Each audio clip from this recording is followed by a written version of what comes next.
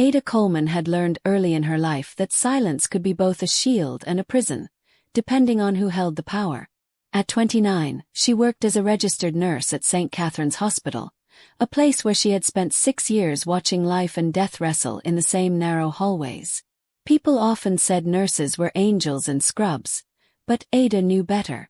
Angels didn't go home with swollen feet, empty wallets, and hearts bruised by families who treated compassion like a commodity. Yet she loved the work. It made sense in a world where her own family rarely did. On the night everything began to unravel, she lay unconscious in the ICU. Her body broken from a collision she never saw coming. Machines breathed for her. Tubes wound around her like plastic vines, and monitors blinked warnings her eyes couldn't read. While her heart fought to keep its rhythm, her father, Gabriel Coleman, stood at the foot of her hospital bed for less than a minute before turning away. He didn't touch her hand. He didn't whisper a prayer. He didn't ask the nurse what her chances were. Instead, he walked out and headed toward the billing department, leaving behind the faint smell of cold rain on his coat. To the nurses who watched him, it looked like a man who couldn't bear to see his child suffering. But for Ada, whose life lay suspended by wires and hope, it was the moment the truth about her father began to surface. Truth that would soon rip open every secret he had stitched together over the years. Gabriel Coleman had always been a man who measured love by cost, and Ada learned to shrink herself into affordability. When she was 4, surgeons opened her chest to repair the small hole that threatened her life. The operation took 11 hours. The bills took 20 years to chase her family. Her grandmother, Eve Brooks, used to say the scar on Ada's chest was a symbol of survival, but Gabriel saw it as a permanent invoice. When Ada asked for new sneakers at 8 years old, her old pair cracked at the sole, letting in rainwater. He didn't even look up from the stack of medical papers in front of him. $214,000, he muttered. That's what you cost us. He never raised his voice. He didn't have to. The numbers did the shouting. By 12, Ada had stopped asking for anything. By 15, she was babysitting 3 houses in the neighborhood to buy her own school supplies. By 18, she signed her first student loan alone while her older sister, Paula, packed for a state university fully funded by their parents. Paula got birthday dinners at restaurants, a car at 16, weekends away with friends. Ada got leftover cake and a card signed only by her mother. Yet she accepted it all, not because she felt powerless, but because she truly believed she owed them a debt she could never finish paying.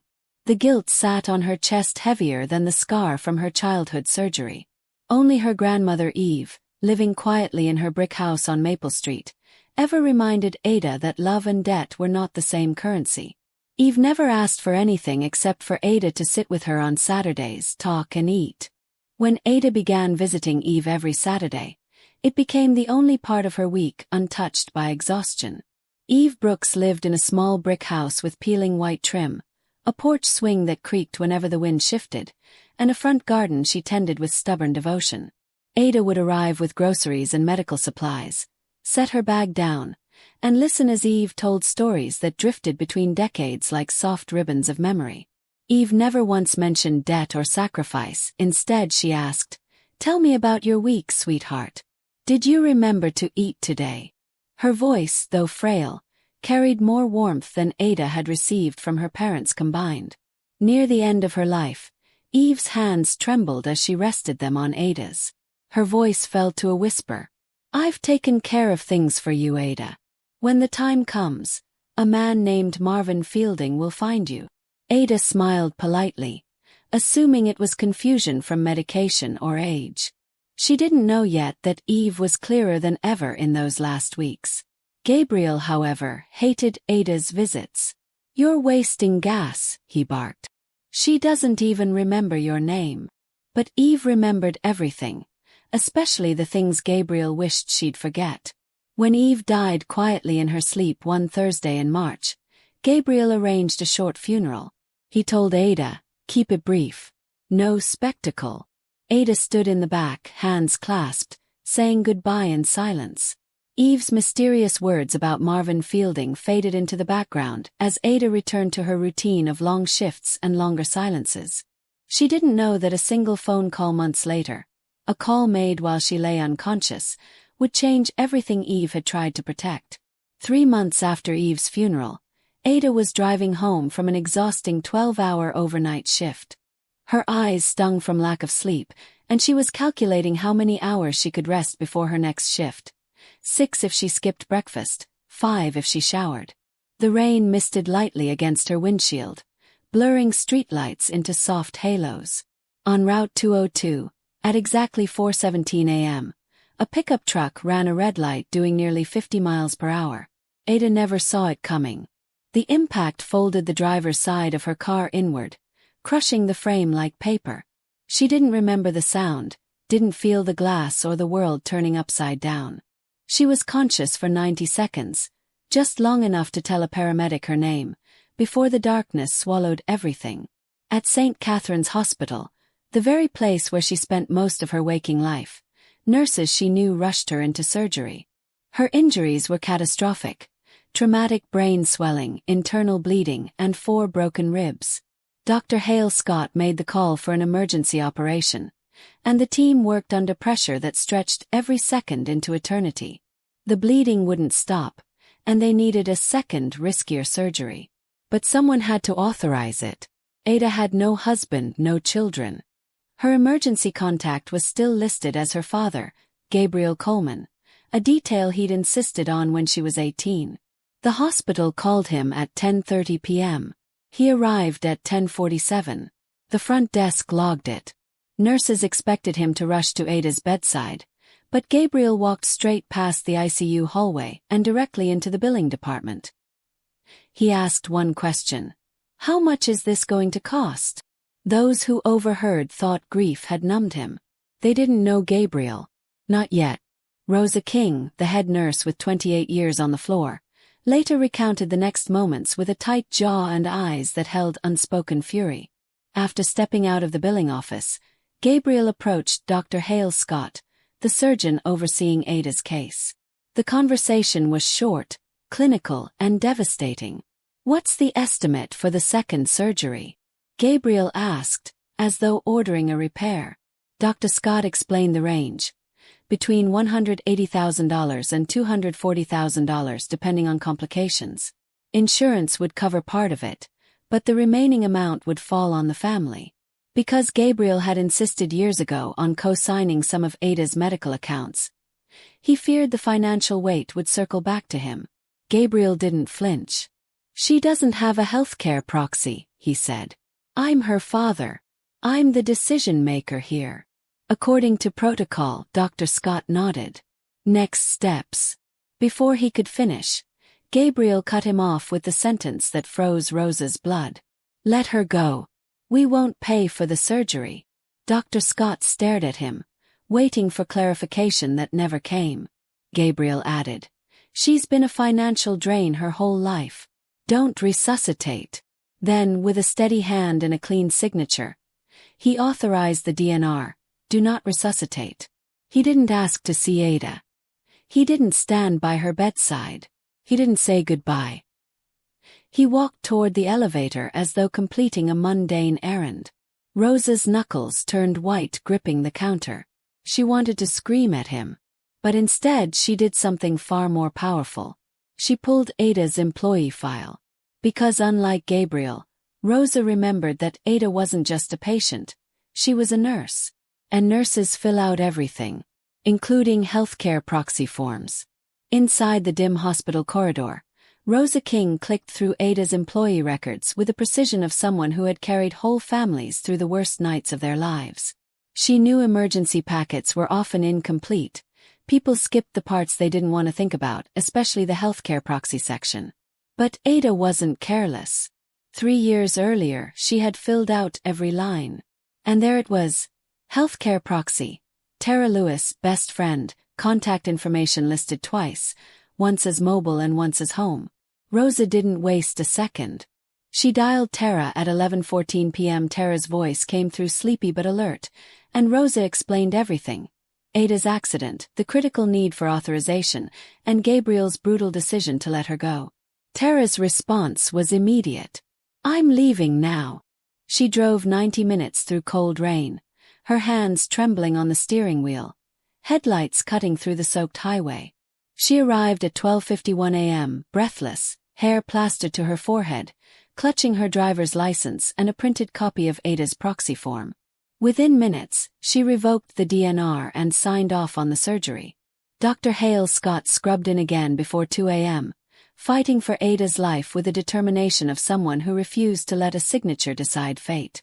Meanwhile, Gabriel slept soundly at home, certain his daughter's machines were being turned off. The next morning, he expected a call that would confirm what he believed was inevitable. But Rosa didn't call him. Tara didn't call him. No one did. Instead, Rosa documented every detail of the night. The timestamps, the DNR, the lie Gabriel told about no proxy. She filed an incident report, locking the truth inside hospital records that would soon unravel everything Gabriel thought he controlled.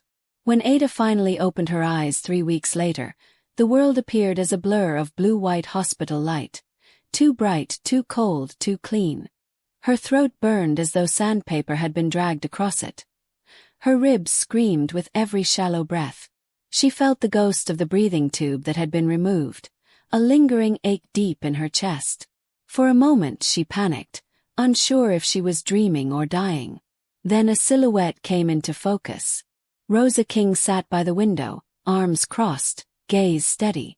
When she saw Ada's eyes flicker open, she didn't gasp or cry. She simply pulled a chair to the bedside and rested her warm, firm hand over Ada's. "You're safe," she said quietly. "When you're ready, I'll tell you everything." Ada blinked slowly, trying to piece together the fragments of memory. The rain, the headlights, the sound of crunching metal. "How long?" she whispered. 3 weeks, Rosa replied. "The surgery went well. You're going to be fine." Ada felt tears pull at the corners of her eyes, though none fell. She nodded once before exhaustion dragged her back into sleep. When she woke again later that afternoon, she heard footsteps approaching. Gabriel Coleman stood in the doorway, framed by fluorescent light. His expression faltered for a fraction of a second before melting into a rehearsed look of fatherly relief. "Oh, sweetheart," he breathed, rushing forward. "We were so scared. Thank God you're okay." He clasped her hand, tears streaking down his cheeks. Ada looked at him, studying the tremble in his voice, the shine in his eyes, the show he performed so well for others. She had seen hundreds of faces in the ICU. Faces of genuine fear, guilt, hope.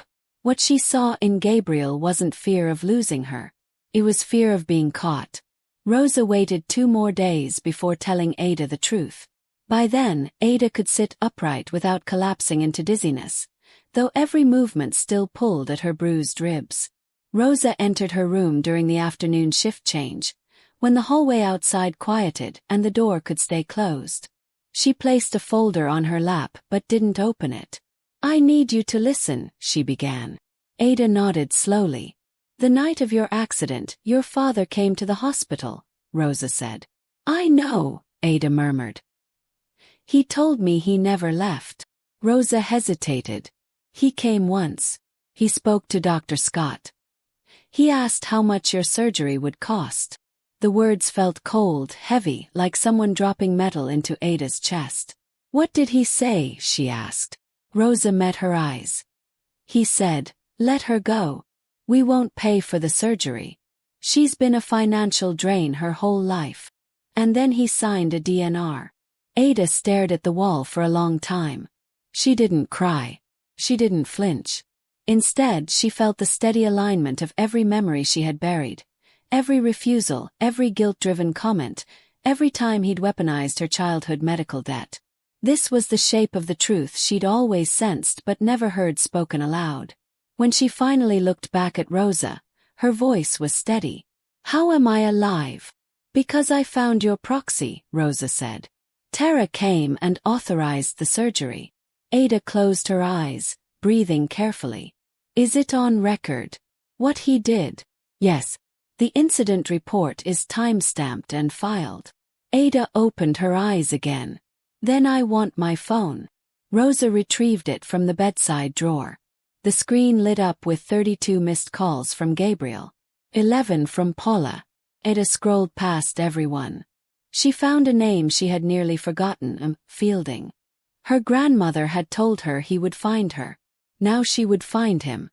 When Ada dialed the number, her fingers trembled. Not from fear, but from the weight of understanding that this call would uncover the truth Eve had tried to prepare her for. The phone rang twice before a calm, steady voice answered. "This is Marvin Fielding." Ada swallowed, pain stabbing her ribs. "Mr. Fielding. My name is Ada Coleman. I think my grandmother, Eve Brooks, told you," he interrupted gently. "Miss Coleman, I've been trying to reach you for 4 months." That sentence knocked the air from Ada's lungs.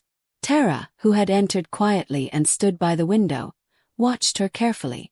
Marvin explained that Eve had come to his office 2 years before she died. Sharp, determined, and cautious.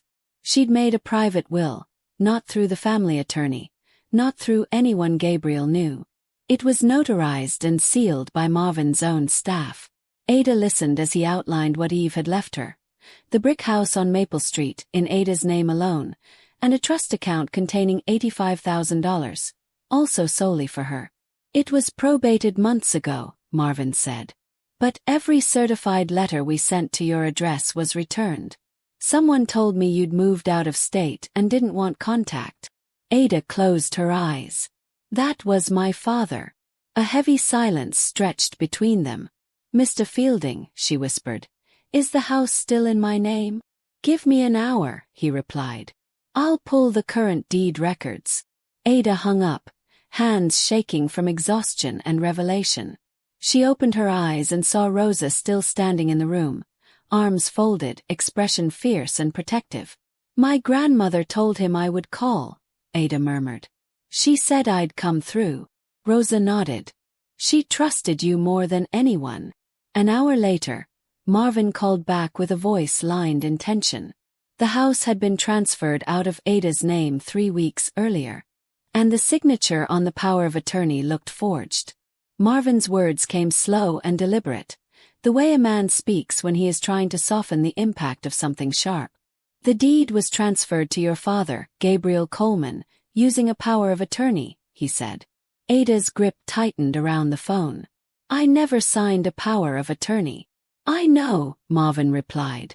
"I compared it to the original deed transfer notarized through my office. The signature isn't consistent. In my professional opinion, it's forged." Ada felt the room tilt, though she remained perfectly still.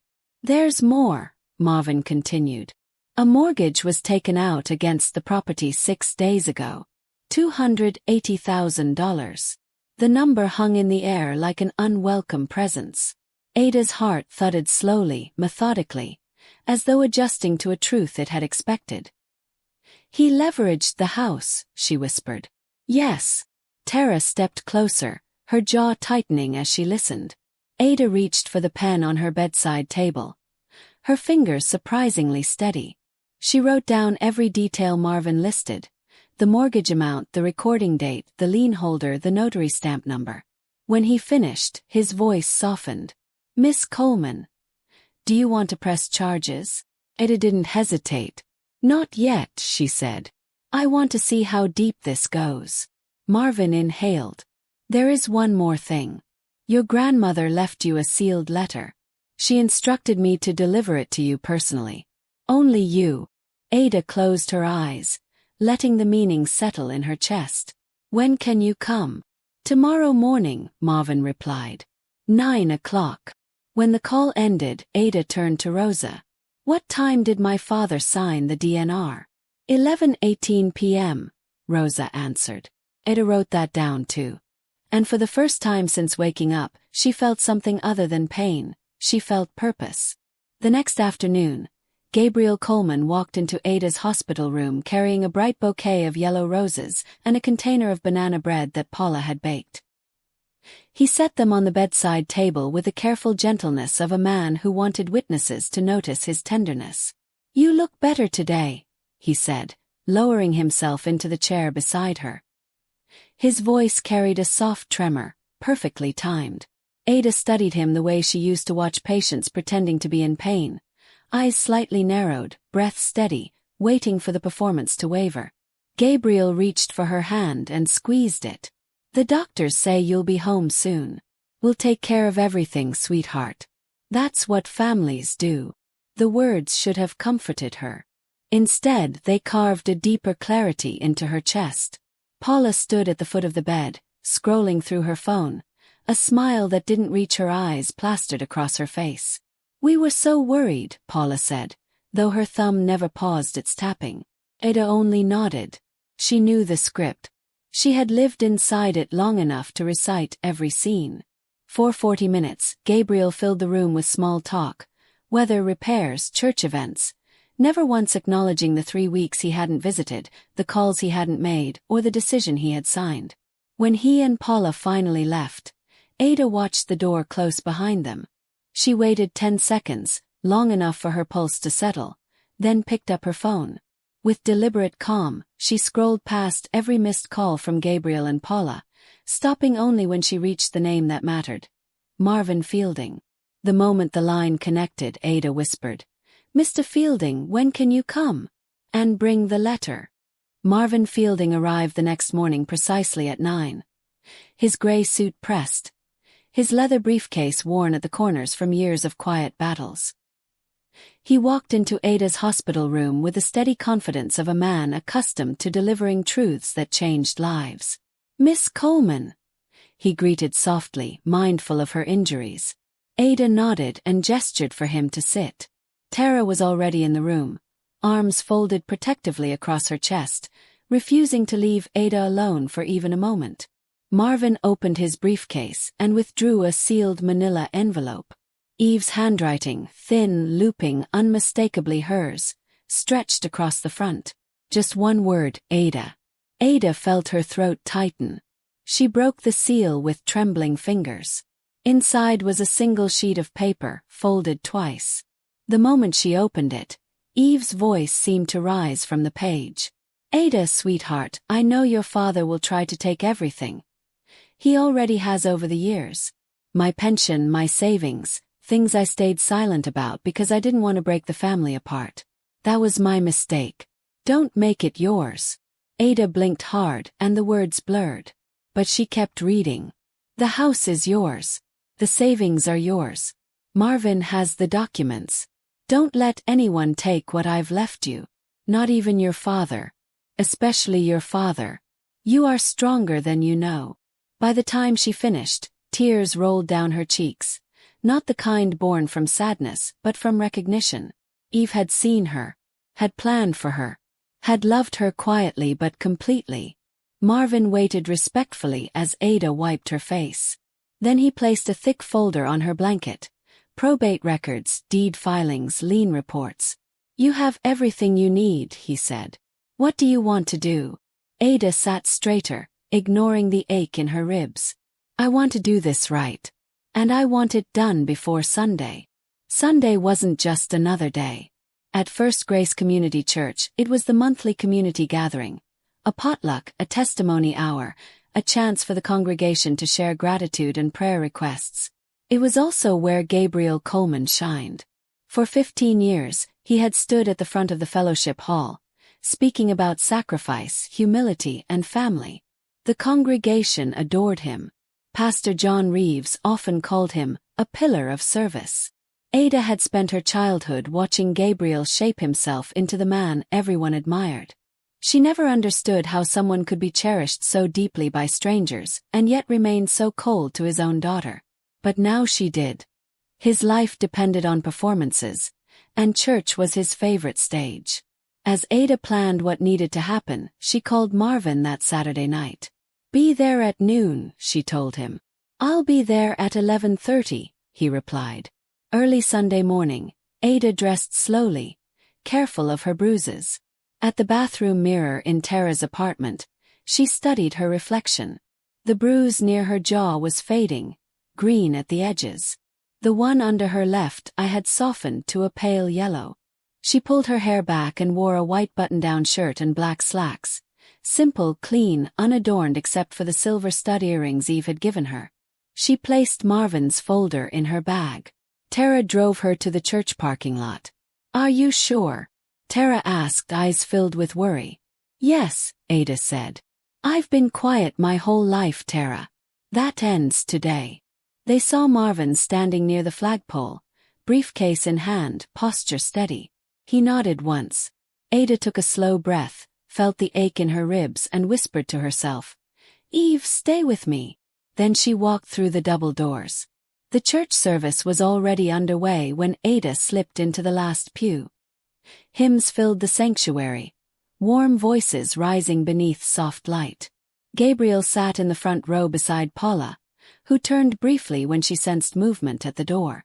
Their eyes met for a split second. Paula looked away almost instantly. Gabriel, however, turned fully, his face brightening with the polished expression he'd perfected over years. He raised his hand in a small wave, a proud father greeting his recovering daughter. Ada lifted her hand in return, a polite gesture, nothing more. The service ended at noon.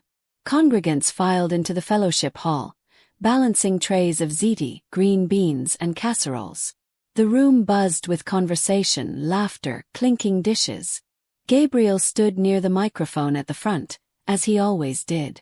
He tapped it lightly. "Good afternoon, everyone," he began, his voice warm and commanding. "I'd like to start today with something personal." The room quieted. People settled into folding chairs, expecting a heartfelt update. "As many of you know," Gabriel continued, "my youngest daughter Ada was in a serious accident last month. She was in a coma for 3 weeks. The doctors weren't sure she'd make it." A dramatic pause. He placed a hand over his heart. "But God is faithful. Today Ada is here with us." Heads turned. Soft applause spread through the room. Ada stood near the back wall, her posture steady. She saw a woman press her hand to her chest. An elderly man nod solemnly. Gabriel continued, "As a father, nothing is more terrifying than almost losing your child. I prayed every single night. I never left her side." Ada felt her stomach tighten. He was weaving a story for an audience who trusted him. And now that audience looked at Ada with admiration, as though she were a miracle delivered by her father's devotion. Gabriel extended his arms slightly, inviting her forward. "Ada, sweetheart, would you like to say a few words?" His smile glowed with confidence. He thought he controlled the narrative. Ada walked toward the front, each step deliberate. When Ada reached the microphone, she wrapped her fingers around it, feeling the warmth Gabriel's hands had left behind. She didn't look at him. She looked at the congregation, at the faces that had known her since childhood, at the people who believed Gabriel was a man of unwavering integrity. "Thank you for your prayers," she began, her voice steady. "I'm grateful to be standing here. But I need to correct something my father just said." The room stilled instantly. Gabriel's smile strained. Ada continued, "My father didn't pray beside my bed. He wasn't with me every night. He came to the hospital once, the night of the accident." A murmur rippled through the hall. Gabriel stepped forward slightly. "Ada, I'm not finished," she said, her voice quiet but sharp enough to cut through the air. "When he arrived at the hospital, he didn't ask how I was. He didn't go to my room. He went to the billing department." Someone inhaled sharply. A fork clattered against a paper plate. "When the surgeon told him what the second operation would cost," my father said, and I quote, "Let her go. We won't pay for the surgery. She's been a financial drain her whole life." Gasps filled the room, soft, horrified, disbelieving. He then signed a Do Not Resuscitate order. Gabriel's face flushed red. "This isn't the place. You chose a church to lie," Ada said calmly. "I'm choosing this church for the truth." She lifted a page from her bag. "There is a hospital incident report documenting his exact words." At that moment the side door opened. Marvin Fielding entered, briefcase in hand, expression unreadable. He walked to the front and stood beside Ada. Gabriel's face drained of color. For the first time in Ada's life she saw fear, Not anger, not annoyance, but real fear, flash in her father's eyes.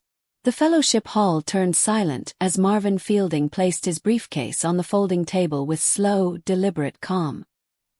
He didn't introduce himself immediately. He simply met Gabriel's eyes with the quiet certainty of a man who carries documents that can set fire to a life. Ada lifted the microphone again. "This is attorney Marvin Fielding," she said.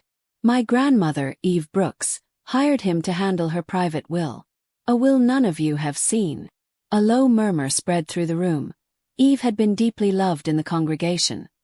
Her name carried weight that even Gabriel couldn't distort. Marvin opened the briefcase and withdrew the notarized will. "This is the original copy," he announced. "Notarized by my office and affirmed by probate court." He held it so the front rows could see. Eve Brooks left her home and savings solely to her granddaughter, Ada Coleman. Gabriel sputtered. "That's a lie," Eve told me. "Your name does not appear anywhere in this document," Marvin said, his tone gentle but immovable. Paula stared at the floor, her phone forgotten in her hand. Ada leaned into the microphone. "While I was in a coma, my father forged my signature on a power of attorney and transferred my grandmother's home into his name. Then he took out a $280,000 mortgage on it." A woman in the front row gasped so loudly the sound echoed. A dish slid off someone's lap. "And here," Ada continued, pulling out a printed page, "is the notary stamp from Calvin Shore, the man who signed the forged document. He is named in the police report." The congregation stared at Gabriel as though seeing him clearly for the first time. And Gabriel, whose entire identity relied on the admiration of this room, felt the walls closing around him. Gabriel stepped toward the microphone, his voice cracking in a way that had always won him sympathy. "Ada is confused," he said. "She's on heavy medication. This should be handled privately." Before he could continue, a voice rose from the back. "Then why is there a lawyer here, Gabriel?" The question sliced through his excuses. Pastor John Reeves, who had been silent until now, stepped forward. "Gabriel," he said softly, "I think we all need to hear this." Gabriel's posture shifted. His shoulders lowered, his voice softened, and he adopted the familiar tone of martyrdom. "I sacrificed everything for my daughters. Ada's medical bills nearly bankrupted us when she was a child. I did what I thought was best." Ada watched him with a calm so cold it almost frightened her. "No, Dad," she said. "You did what was cheapest." His eyes darted around the room, looking for support. None came. Paula stood up suddenly. "Dad, stop talking," she whispered urgently. Gabriel reached for her arm. "Tell them, Paula. Tell them I was protecting our family." Paula pulled away. Her voice trembled. "I can't do this." She walked toward the exit, and as she passed Ada, she leaned close enough for only Ada to hear. "I should have called Tara myself." Then she was gone. Gabriel stared after her, stunned, as if betrayal were a foreign language he'd never learned to translate. Ada turned back to the room. "For 15 years, my father has stood at that microphone telling you who he is. I think it's time you knew the truth." The congregation nodded in heavy silence. Everything Gabriel had built, his reputation, his authority, his image, was cracking under the weight of his own actions. Ada lowered the microphone and spoke directly to her father, her voice soft but immovable. "Here's what's going to happen, Dad." The room held its breath. "Attorney Fielding has already filed a motion to void the fraudulent deed transfer." Marvin nodded. "The court has everything it needs." Gabriel's hands began to tremble. Ada continued. "The bank that issued the mortgage has been notified. The loan is frozen." Gabriel swallowed hard, his throat bobbing visibly. "I filed a police report on Friday, forgery and fraud. The notary, Calvin Shore, is cooperating with investigators." A wave rippled through the room, people exchanging shocked glances, covering their mouths, shaking their heads. Gabriel stepped backward until he felt the wall against his back. "You'd send your own father to jail," he whispered, voice raw. Ada looked at him without blinking. You signed a document to let your daughter die. You tried to steal her home. This isn't punishment. This is consequence. Marvin closed his briefcase with a final click. This isn't a negotiation, he said. The congregation watched Gabriel, waiting for the next lie, the next excuse, and the next script. None came. Robert Dill, the other deacon, approached him slowly. Gabriel, he said, resting a firm hand on his shoulder. I think you should leave. Gabriel's face crumpled, not into sorrow but into humiliation. Reputation had always mattered to him more than truth. Now reputation was the very thing shredding him apart. He walked toward the exit, his steps heavy and uneven. At the doorway, he paused and looked back at Ada, mouth opening as if to speak, but no words came. He left in silence. Once the door closed behind Gabriel, the fellowship hall remained suspended in stunned quiet. Ada set the microphone on the nearest table, her hands finally trembling after holding steady for so long. Her ribs ached, her throat felt tight, but she stood tall. I'm sorry for disrupting your Sunday, she told the congregation. My grandmother Eve loved this church. She believed truth belonged in the open. For a moment no one moved. Then two women approached and wrapped Ada in soft, heartfelt embraces. A man she didn't recognize shook her hand without speaking, his eyes glossy with sympathy. Near the coffee table stood Rosa King, who had arrived quietly to witness the moment. She gave Ada a small, firm nod, the kind of acknowledgement that carried more pride than applause. As Ada stepped away from the crowd, a frail hand touched her arm. She turned to see an elderly woman with white hair and a cardigan buttoned to the collar. I'm Doris Brennan, she said gently. Your grandmother and I sat together every Sunday for 20 years. Ada blinked hard. She spoke about you every week, Doris whispered. She never stopped saying how proud she was. Ada's breath caught. All her life she had believed she was invisible in this community, the shadow beside Paula, the quiet girl who never belonged fully to any space her father occupied. But Eve had made sure Ada had been seen, even when Ada didn't know it. Doris squeezed her hand and walked away. Ada stood alone for a moment, allowing the weight of the revelations, the truth, and the justice unfolding to settle in her bones. And for the first time, she felt something unburden. She was no longer living under Gabriel's shadow. The unraveling of Gabriel Coleman's life happened faster than Ada expected. By Monday morning, the bank formally froze the mortgage account. An attorney from the lender's fraud department called Marvin to confirm the title dispute. Without clear ownership, the funds were locked. Gabriel couldn't refinance or access a cent. The $280,000 he'd already spent, on debts Ada hadn't yet uncovered, was gone. That afternoon, a process server knocked on Gabriel's door, delivering the court summons for the deed fraud case. A neighbor collecting mail witnessed the entire exchange and wasted no time spreading the news. By evening, half the congregation knew. On Tuesday, Pastor John invited the church board to an emergency meeting.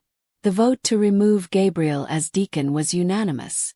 Robert Dill called him personally. Gabriel didn't argue. He didn't show up. His plumbing clients, once loyal, began canceling appointments. Jim Callahan, whose pipes Gabriel fixed every winter for a decade, sent a cold text, "Don't come to my house again." That night, at 10:07 p.m., Gabriel called Ada. She answered. His voice was hollow, stripped of its usual performance. "You destroyed me," he said. Ada didn't flinch. "No, Dad. You destroyed yourself. I just stopped covering for you." He hung up without another word. Later that week, another revelation emerged. Marvin discovered that 3 years earlier, Gabriel had illegally changed the beneficiary on Ada's life insurance policy. From Tara to himself. Ada stared at the document in stunned silence, tracing the forged signature she never wrote. He had planned for every version of her death. Gabriel was now facing charges of fraud, forgery, and falsifying legal documents. His attorney advised a plea deal: probation, restitution, cooperation. He had no choice but to accept. His life, once built on reputation and control, had collapsed. And Ada had not lifted a single vindictive hand. She had simply told the truth. 3 days after the church confrontation, Paula called Ada for the first time with a trembling voice. Ada was drinking lukewarm tea on Tara's couch, a heating pad pressed across her ribs. She hesitated before answering, unsure whether she wanted comfort, apology, or another excuse. Paula's inhale shook through the phone. "I need to say something," she whispered. "Then say it," Ada replied, emotionless. "I knew about the DNR," Paula admitted. "I was in the waiting room when Dad talked to the surgeon. He told me what he was planning to do. I didn't stop him." Ada stared at the wall. The quiet between them felt heavier than any shouted argument. "And the house," Paula continued. "I knew about that too. Dad promised me $40,000 if I stayed quiet." Ada closed her eyes. "You kept silent while I was in a coma." "Yes." Paula's voice cracked completely now. "I was scared of him, Ada. I've always been scared of him. I know that's not an excuse." "It's not," Ada said plainly. Paula sobbed softly. "I don't expect forgiveness. I know I don't deserve it." Ada let the quiet stretch. Then she said, "I'm not going to pretend you don't exist, Paula. If you want to rebuild something, with honesty, not Dad's money, you know where to find me." Paula exhaled shakily. "Grandma Eve left me a letter too," she whispered. Ada's eyes opened. "What did it say?" She wrote, "I love you, Paula, but you are too much like your father. Choose differently." Silence swallowed the line. Ada finally whispered, "Did you?" Paula didn't answer, because they both already knew the truth. Forgiveness was not owed. But the door, Ada decided, didn't have to be locked. It simply remained closed, until Paula proved she could knock with sincerity. 1 month later, Ada drove to Maple Street for the first time since inheriting the house. It was early afternoon, sunlight slipping through the branches of the old sycamore tree in the front yard. The porch swing creaked in the soft breeze, just as it had when Eve rocked there while telling stories about Ada's childhood. Ada inserted the key, her key now, into the front door and stepped inside. The scent of lavender drifted from drawers and corners, Eve's signature fragrance, tucked into sachets she made herself. The living room was quiet, preserved, as though Eve had only stepped outside for a moment. On the mantel sat a photograph of Ada and Eve seated on the porch swing, laughing at something Ada couldn't remember. She stood before it, letting a wave of gratitude wash over her. For years, she thought she was invisible, seen only as a financial burden or an afterthought. But Eve had seen her, protected her, believed in her. Ada sat in Eve's rocking chair and allowed herself a long breath. This house was more than shelter. It was proof of love without condition, a foundation built not from guilt or obligation, but intention. She didn't check her phone. She didn't turn on the television. She let the silence fill her, not as a punishment, but as a place where healing could take root. Gabriel had moved in with his brother in Allentown after selling his own home to pay restitution. Paula lost 2 real estate listings from church families who no longer trusted her. But Ada didn't think about their outcomes. Not today. Today belonged to Eve. And to Ada finally standing on her own ground, unclaimed, unquestioned, and undeniable. Returning to work was both familiar and foreign. St. Catherine's Hospital looked the same. Sterile hallways, soft beeping monitors, the hum of machines, but Ada felt different walking through it. Rosa King watched her take her first steps back onto the floor. "Welcome back, Coleman," she said, handing Ada a new shift schedule. Day shifts only for now. It wasn't pity. It was respect. The nurses, who had heard rumors about what happened, greeted her with a mixture of awe and warmth. Ada worked slowly at first, her ribs still tender, and her stamina not yet what it used to be. But she rediscovered her rhythm, the quiet competence, the gentle reassurances, the sense of purpose that had guided her long before her father tried to erase her future. One afternoon, Tara visited her during a break, bringing iced coffee and a grin. "You know," Tara said, Half the nurses think you're some kind of legend now. Ada rolled her eyes. A legend with a very boring lunch. But Tara's smile softened. You did something impossible, Ada. You stood up to a man who controlled your whole life. Ada thought about it. The decades of guilt, the weight of debt Gabriel weaponized, the way she shrank herself to make others comfortable. But then she pictured her standing at the microphone, Eve's letter in her hand, Marvin beside her, the congregation hanging on every truth she finally spoke. I didn't do the impossible, Ada said. I just stopped letting someone rewrite my story. Tara squeezed her shoulder. That's harder than surgery. Ada laughed softly, the sound surprising her. Healing wasn't linear. Not for ribs, not for hearts, but she was finally moving forward in a direction that belonged only to her. Weeks passed, then months. Ada settled into a steady routine, working day shifts, tending Eve's garden on weekends, slowly turning the Maple Street house into a home that reflected her rather than inherited grief. The court officially voided the fraudulent deed transfer, reinstating her as the sole owner. The bank confirmed Gabriel's responsibility for the mortgage debt he had illegally taken. His plea agreement required restitution payments for years to come. He never contacted her again. Paula occasionally sent brief messages, apologies, check-ins, attempts at rebuilding something fragile, but Ada responded only when she felt emotionally grounded. Healing required boundaries, and Ada had learned the cost of losing them. One afternoon, Ada found a small velvet box tucked inside one of Eve's drawers. Inside lay a thin silver bracelet with delicate engravings. Strength is quiet. She closed her eyes, imagining Eve placing it there intentionally, knowing Ada would one day need the reminder. In the evenings, Ada sometimes returned to church, a different church, smaller and quieter. Pastor Reeves had reached out, offering support, but Ada needed to start fresh somewhere she wasn't overshadowed by her father's legacy. In the new church, she sat in the front row. Not because she wanted to be seen, but because she refused to hide in the back anymore. Slowly, she built a circle of people who understood her not as Gabriel's daughter, not as Paula's sister, not as a patient or a burden, but as a woman rebuilding her life from truth.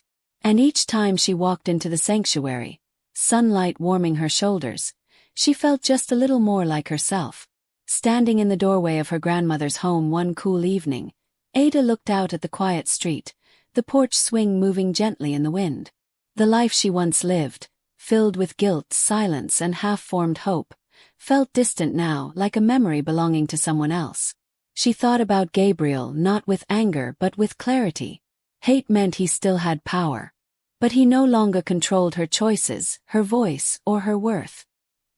He had been shaped by debts he couldn't face, addictions he couldn't admit, and pride he wore like armor. His actions were unforgivable, but they no longer defined her. Paula was a separate chapter, one Ada might reopen someday if Paula showed growth.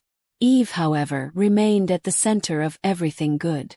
Her love had been quiet but fierce, written in lavender sachets, notarized documents, a sealed letter, and unwavering belief. Ada placed the silver bracelet around her wrist. Strength is quiet, she whispered. And now she understood. Strength wasn't enduring pain in silence. It was refusing to stay silent about the pain. She stepped inside, closed the door, and let the house settle around her. She finally lived in a place that was hers. Not because she owed someone, not because she earned forgiveness through obedience, but because someone who truly loved her planned for her future when she couldn't imagine one herself. She thought about the people listening to her story. Women who had lived under shadows like hers, people who believed they owed their lives to those who wounded them. You don't owe anyone your health, she murmured. Or your home. Or your life. She exhaled deeply, a full, complete breath, unburdened. And in the soft glow of the Maple Street house, Ada Coleman finally felt free.